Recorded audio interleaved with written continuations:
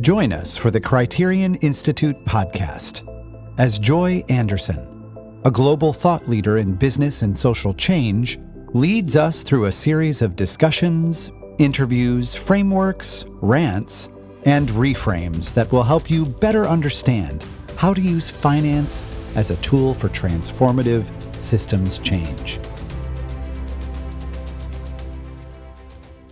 I am Joy Anderson, and this is the Criterion Institute podcast. A week or so back, I was scrolling in LinkedIn, as we all do, seeing what people were saying, and I came across this article that as I started to read it, it just resonated. I thought, oh, this is a rant I make all the time. And the punchline basically was this cartoon that says, if you can't say it simply, you don't understand it. And in that, what they were talking about is the anti-intellectualism in that sort of opposition to complexity.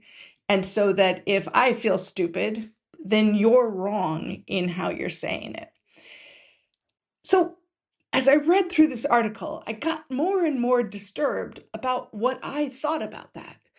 And all of the times where I've said, you get to express complexity and not everything can be simplified. Because here was this kind of rant on a LinkedIn post that was so vigorously defending what started to feel more and more like an elitist idea that I should get to talk in whatever way I want, whether or not others are understanding. And so it brought me to two segments that I've recorded over the last couple of months. One is a rant about clarity, and it's exactly on this point. It's looking at the times in which we're in a conversation and somebody else says to me, I just need clarity. And they mean to say it as a way that's taking responsibility for their need for clarity. But there's a trick to that, which is if I'm asking for clarity, I'm putting the responsibility on somebody else to create it for me. And so all this feels like a bunch of fuss and buster about who gets to say things, who gets to talk in certain ways, who gets to critique how we talk. And so it brought me back to a lovely conversation I had with Rachel Sinha a couple months ago about leadership in systems change. And what she and I talked about in this conversation is about relationships. And that is the idea that I want to land with. That in the end, what you're saying, what I'm saying, how I'm saying it, how you're hearing, all of that works better if we're in a relationship. And then it isn't just about whether or not I am being understood in what I'm saying, but about a broader set of connections beyond speech, beyond rhetoric, beyond intellectual debate that says, how are we in relationship? Enjoy.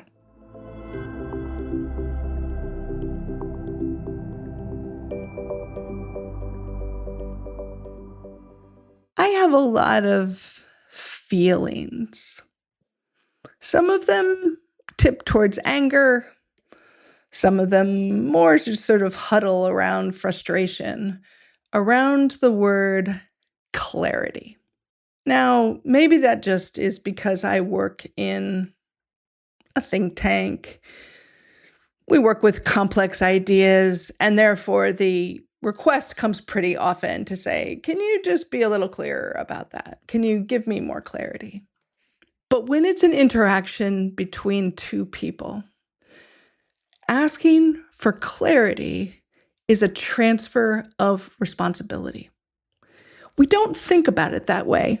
I think in general, when people are, been given a task and they ask for clarity around the task, they are authentically, genuinely striving for success. They want to make sure that they understand what is needed to be done, what is being asked of them, and what will enable their success. And so they ask for just a little more clarity. But when that happens, it transfers responsibility for understanding to the person communicating. It says that you, person talking to me, could be clearer. And in interesting ways, it can release my responsibility as the listener to work hard at understanding what somebody's trying to say. If I am asking for clarity, I am saying that the other person was not clear, that there is more that they can do to be able to create clarity for me. That's different than asking for help in understanding. So that keeps the responsibility on myself to say it is my job to work hard to the best of my ability to understand. And then I can ask for people help in that understanding. And it acknowledges that it is a two-way communication.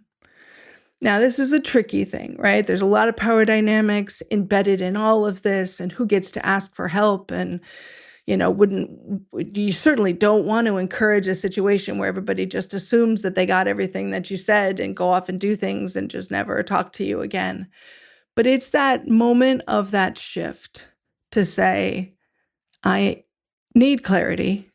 I'm asking you to give it to me. And that moves it out of a reciprocal relationship.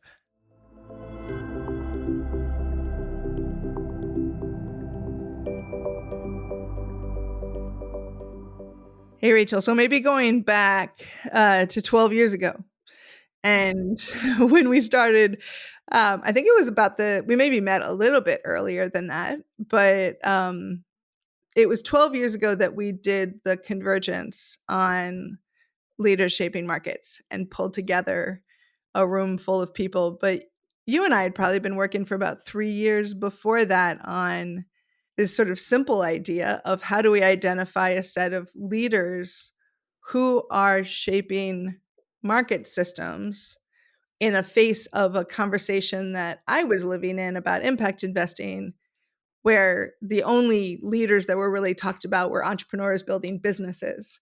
But that translation between I'm building a business that magically is going to change a system and somebody intentionally thinking about changing a system, I don't know, it felt like a big distinction at the time. I think other people have made those same distinctions since then, but it was a really important set of conversations for me. Yeah, I mean, I'm trying to think back to that time, and I have absolutely no idea how we met each other, to be honest. But I know I've got absolutely zero memory. But yes, I was running the Finance Innovation Lab, which I co-founded, a partnership between the Institute of Chartered Accountants and WWF after the 2008 financial crisis. So we were bringing together diverse actors from across the system to reimagine the future of finance. And it was such a cool time to be in London because there was all of these like pockets of impact investing and social or sustainable finance and alternative currencies and sort of parallel stuff going on. And so I was leading that work, and then we met, and I came to Connecticut. I remember and I was just like, so weird here. Nobody has a fence around their gardens. What is this strange place? And then, I remember you stayed at my house once. And then, of course, when I moved to America, I don't know if you remember this, but I had a person with exceptional ability green card. I had to get a letter of recommendation, and you gave me one. So you're one of the main reasons why I ended up living in America. My kids are now American. Wow. Well, I still think you're exceptional. So I was right then and I'm right now. Well, that's wonderful.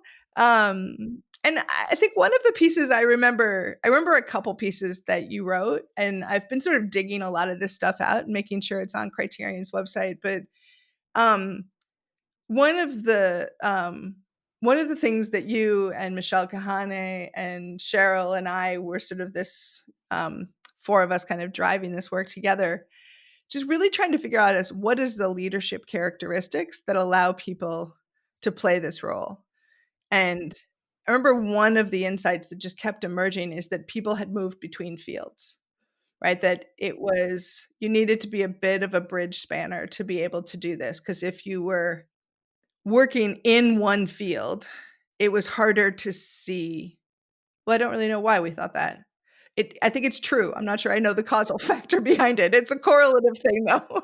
People that lead systems change in the way that we were talking about it at the time tend to have worked in multiple different fields as opposed to lived in one field their whole time. Yeah, I mean, I think it makes sense, really, doesn't it? If you think about it, I was having a conversation with brilliant systems thinker Linda Booth Sweeney this morning, actually, and she was saying, we were sort of reflecting on this idea of, to do this work, you have to be something of a diplomat, not just an activist. Like, you have to be able to traverse these different worlds and see that there is some seeds of truth in all of them, while still having your agenda. Because, when you start thinking in systems, this idea of like polarities doesn't really, exist in its reality. There's always some nuance. So understanding that there is a whole set of people with their own killer acronyms in one world who just know exactly what they're talking about, and then moving out of that and going somewhere else completely different where they're all really certain that they know what they're talking about. It's just hilarious, because the two groups can never really have a meaningful conversation because they don't meet. So, and in some ways, that process of breaking down that what I've learned in my field might not be the end all and be all truth is kind of a breaking open process that needs to happen to be able to see different possibilities. I don't know. One of the things that's really influenced me over the last couple years is to think more about imagination, right? I think when I founded Criterion 25 years ago, I was literally being trained by Peter Senge how to do systems mapping. So, right, like, this is something I've done for a very long time. And my father is a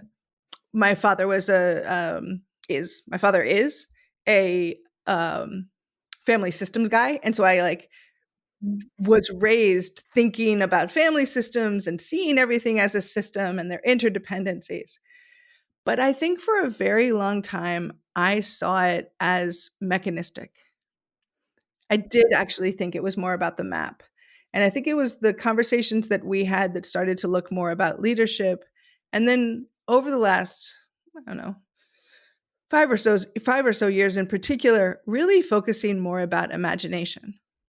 Because one of the conditions for systems change, in my mind, is that you can imagine something different.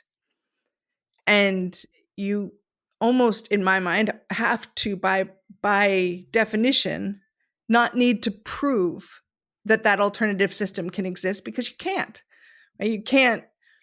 You can't prove something that doesn't yet exist, which means it requires a level of imagination or conjecture. And so just learning over time that this is not, and I also think this is something, just I'm hearkening back to conversations. This might be something I actually learned from you, that it is a really human thing to do all of this work. And so simply saying we can reorganize systems, if I draw a different map, we can build a different system, is just a load of bunk. Because if the human beings doing that work don't have imagination, I don't know, community, like a conducive environment, I don't know, I'm maybe babbling on here, but what do you think? Yeah, I agree. I think that's really interesting. I don't often think about imagine. What really strikes me, what I love about system change work, is that moment in the room where you bring together people who don't normally talk to each other, and you create these little pockets of human connection where there is a deepening of relationship. We're just not having small talk. I can't stand small talk. I just want to have a proper conversation about something that actually matters. And I want to know what you really think about it and how you're doing, really. And, so just creating spaces where people can have those conversations just brings with it this amazing energy that, for me, builds momentum and a sense of possibility and imagination. Because you suddenly start thinking, oh my God, all the things that I came in thinking, actually, this has been an energizing conversation. I've seen things from a different perspective. So yeah, I'm really inspired by that kind of way of working, I think.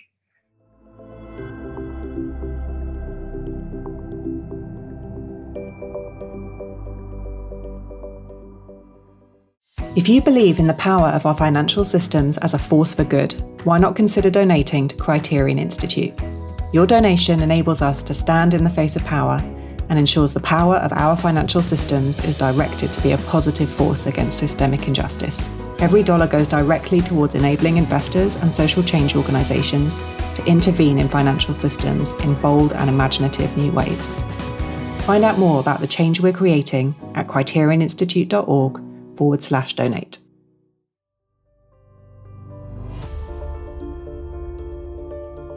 To learn more about our work, visit us at criterioninstitute.org. And if you're enjoying this podcast, please leave us a review on Apple Podcasts or Spotify. Your reviews help our podcast reach a wider audience. Thanks for listening.